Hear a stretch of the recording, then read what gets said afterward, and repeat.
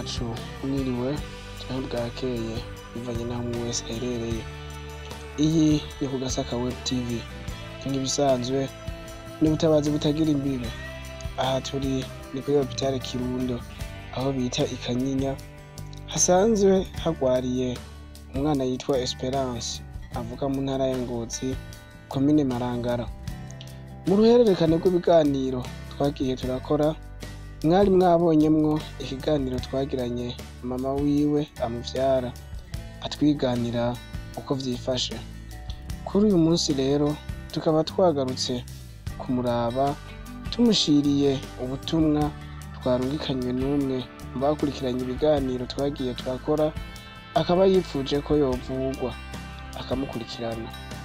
Ariko rero nubwo biruko, impinga iracari ndende, kuko muvyeyi we asanzwe avuga yuko aho bamurungitse ata miryango asanzwe afiseyo, akavuga yuko uworonka n'amazi yo kunwa bamukubitirako. Avugira neza akavuga ati jewe mfise amafaranga yo kuba nomuvuza, nkabarihira gusa imiti n'amaoperasiyo bigirira. Ubona nk'iyo barungika mwoshobora kubayo? Imana nuko ari ifasha umuntu haba nkuko mbaye ngaha nyene. Imana iguma yifasha ubuzima, nta bizogorana Imana ibibona. Imana ize gukoza ivyo umwana wanje agashikayo akaronka mugiraneza amufasha akamuvuza. Nzoca ndonka n'ubundi mugiraneza nawe aza arankubitira akamenya.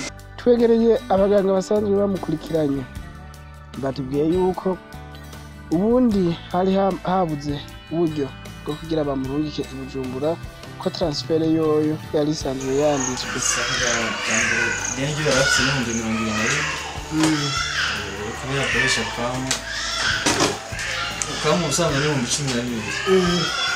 Usanzwe icyo 12 bindi n'igipimo yari yakoresheje cyaraje. Byawe 20. Yaba atari ukamo yarikuba menshi cyane ko amaze iminsi myinshi hafi nk'imisi nk'umuce. Reference bari barayanditse. Icyari cyabuze n'ukuntu yoja aho bamufasha kumugera mu dialyse mbere kuntu bayungura amaraso. Ibyo byabuze. Hari habuze ukuntu yogenda n'ubuca amufata ashitse ari Bujumbura canke ahandi hose yagiye. Rero harose umufasha nta kibazo cogenda. Transfer yanditse icyo dukora ngaho turamuharura mu mashini kugira amahera ari n'ikigenda hagiye kwaka mu rupapuro. Amaze kumuha urupapuro rwerekana ko asohotse ibitaro. Camujana rero ntagiye. Mugabo uwenya yarashobora no kuriha nk'ubu uwo akavuga ati jewe nzogenda nk'icyo canke hirya itatangora. Byose birashoboka, tumusaba amashini tugenda yafaka urupapuro kwa office. Kibavuze ko ari 2024 n'amafaranga 38. Tubibutse gukora subscribe, share na comment kugira n'abandi babandanye babona ibiganiro tubagezaho. Twongera dushimire kandi byimva mutima wowe wese yamabona umubabaro w'ujya canke uriya akagira ico bivuzeko.